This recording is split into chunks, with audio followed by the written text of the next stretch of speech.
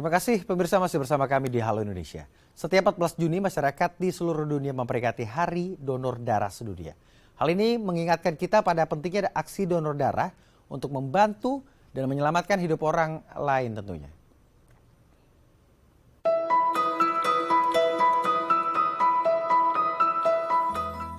Setiap harinya Palang Merah Indonesia menerima permintaan darah untuk mereka yang berjuang melawan penyakit kanker, thalassemia, dan hemofilia. Sumbangan darah dari masyarakat selalu dibutuhkan dalam kondisi kedaruratan, seperti penanganan korban kecelakaan atau operasi transplantasi organ. Menurut data Kementerian Kesehatan tahun 2021, setiap tahunnya Indonesia membutuhkan sedikitnya 5,1 juta kantung darah. Melihat begitu banyak masyarakat yang membutuhkan dukungan transfusi darah, maka setiap orang sehat yang layak menjadi pendonor darah dapat menjadikan kegiatan donor darah sebagai salah satu bagian dari aksi kemanusiaan. Tahun ini, Hari Palang Merah Sedunia membawa tema Give Blood, Give Plasma, Share Life, Share Often, yang berpesan agar donor darah dapat diberikan secara rutin. Dan pemirsa, untuk membahasnya lebih lanjut, kita telah terhubung dengan Dr. Robi Nur Aditya selaku Kabid Pembinaan Kualitas Unit Daerah Darah Palang Merah Indonesia. Kita akan sapa langsung. Selamat siang, Dr. Robi, apa kabar? Selamat siang, Mas. Ya, alhamdulillah baik kabarnya. Baik. Dokter, ini akhirnya kita berhasil lepas dari masa-masa pandemi begitu ya. Kita tahu pada saat pandemi setiap sektor apapun mengalami kesulitan begitu ya, mengalami krisis begitu ya. Termasuk dari data yang saya dapat pada tahun 2022, stok darah PMI berkurang hingga 60%. Lalu bagaimana keadaan stok darah PMI saat ini hingga mulai perlahan bangkit dari pandemi? Ya, baik, terima kasih. Jadi memang pada saat pandemi itu ya, tahun 2020, 2021, kita memang mengalami penurunan donasi secara nasional. Itu sempat turun di bawah 3 juta kantong, ya hanya 2,9 juta kantong. Kemudian, tapi alhamdulillah tahun 2022, setelah kita keluar dari pandemi ini, kita terakhir mencatat laporan 2022 itu donasinya sudah sampai 3,7 juta kantong lagi. Jadi sudah naik kembali ya pasca pandemi, jadi masyarakat sudah mulai meningkatkan kembali aktivitasnya sehingga donor darahnya juga naik kembali jumlahnya. Lalu pada saat momen-momen tersebut, bagaimana pendistribusian atau beberapa rumah sakit pasti membutuhkan stok darah. Lalu apa yang terjadi pada situasi tersebut hingga saat ini dapat bangkit kembali begitu? Akhirnya stok darah di PMI juga dapat meningkat. Ya, kita tetap mendistribusikan darah yang diperlukan oleh kebutuhan di rumah sakit secara reguler atau teratur sesuai dengan kebutuhan permintaan di rumah sakit. Tentunya memang kebutuhan di rumah sakit kan selalu ada ya, selalu meningkat setiap saat. Maka kita juga harus memastikan stok darah itu selalu ada sehingga bisa untuk menopang atau menjamin kebutuhan untuk transfusi di rumah sakit. Ya, sebagai contoh ya di DKI ini, di Jakarta ini kebutuhan per harinya itu untuk rumah sakit hampir mencapai 800 sampai 1.000 kantong per hari.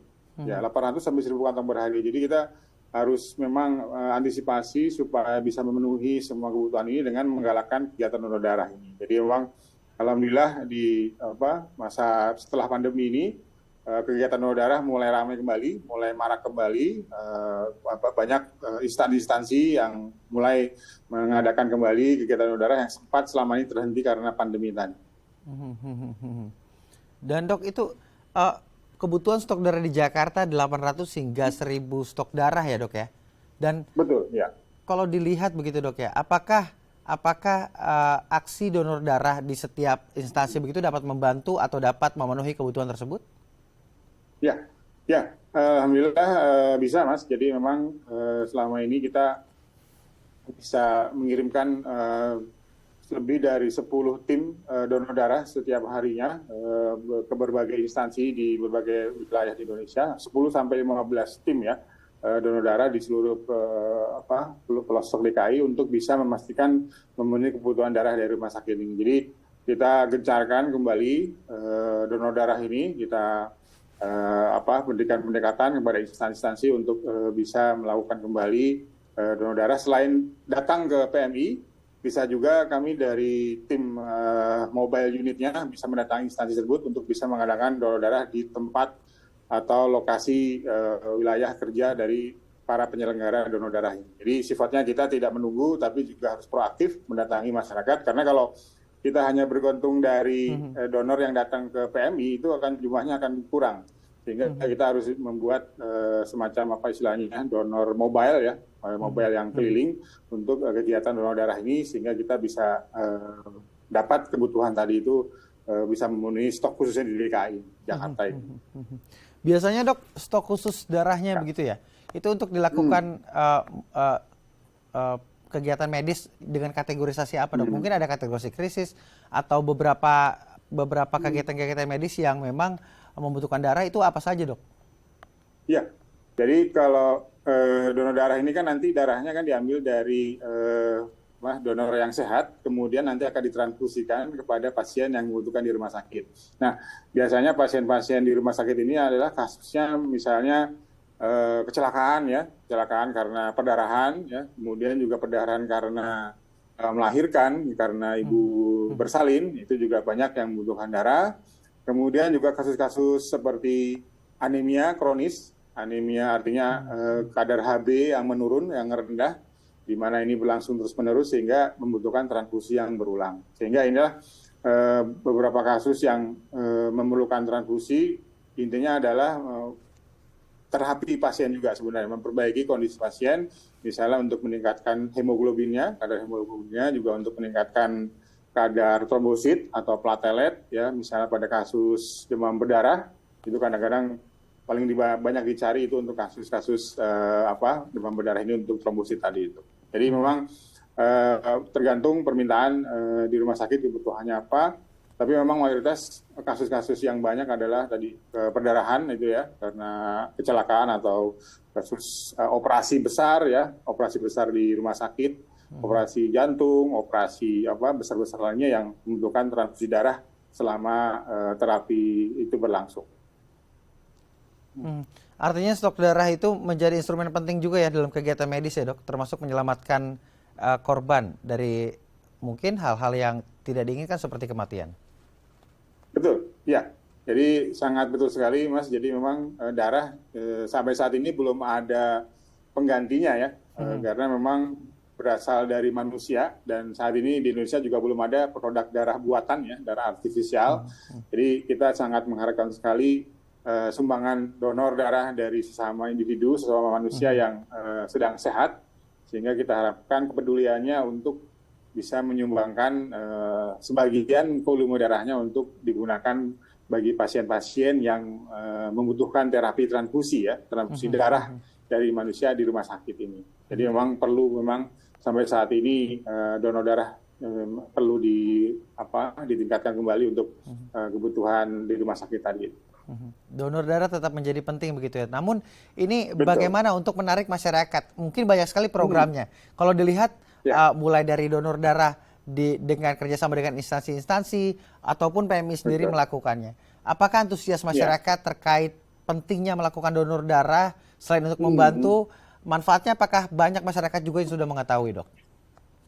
Ya, jadi sudah berbagai program kita lakukan untuk sosialisasi ini, pentingnya donor ya, pentingnya kebutuhan darah bisa untuk transfusi bagi pasien tadi itu kita gerakkan, kita kampanyekan lewat media-media sosial, kemudian juga lewat kampanye sosialisasi atau seminar atau bentuknya seperti workshop dan lain-lain untuk mengenai pentingnya darah ini ya, darah ini untuk bisa menambah minat masyarakat. Tentunya juga kita juga jelaskan apa saja benefit ya, manfaat dari donor darah ini. Jadi biasanya masyarakat akan tertarik jika ada sesuatu yang berdampak positif kepada dia sendiri. Tapi memang pengalaman menarik dari kami adalah masyarakat ini yang menyumbangkan darahnya tidak semata-mata hanya kepuasan fisik, tapi juga kepuasan psikologis. Jadi ada perasaan senang ya, perasaan bisa menyumbangkan darahnya itu untuk orang lain. Jadi tidak harus penghargaan berupa materi ya, tidak berupa harus uang, tidak berupa harus fisik lain, tapi ada semacam mereka rata-rata bilang senang bisa menolong ya, senang bisa membantu masyarakat sekitar yang membutuhkan darahnya tadi itu, mereka sudah merasa senang sekali ya. Jadi dengan sumbangan darahnya ini ada semacam kepuasan psikologis ya, ada semacam istilahnya tingkah laku prososial ya, kalau dalam bahasa perilaku itu kan bisa berguna, bermanfaat untuk orang lain ya, istilahnya bermanfaat untuk masyarakat. Dan itu mereka rata-rata sangat ini sekali, sangat apresiasi sekali mau menyumbangkan darahnya ini, karena tidak semata-mata hanya uang atau penghargaan lain, tapi mereka sudah membantu orang itu sudah sangat senang sekali. Dokter terakhir dokter, dalam peringatan Hari Donor Darah Sedunia, ini PMI memiliki harapan seperti apa nih? Kita tahu PMI sebagai garda terdepan ya untuk menyalurkan darah-darah di seluruh Indonesia dalam kegiatan medis. Silakan dokter. Ya, baik, terima kasih. Jadi kita mengharapkan tetap pada seluruh masyarakat untuk bagi yang sudah pernah mendonorkan darahnya agar kembali, mari kita berulang lagi untuk menyumbangkan darah kita. Kalau sedang kondisi yang fit dan sehat, untuk bisa mau menyumbangkan darahnya. Kemudian bagi yang belum pernah, bagi yang belum pernah donor, ayo silahkan.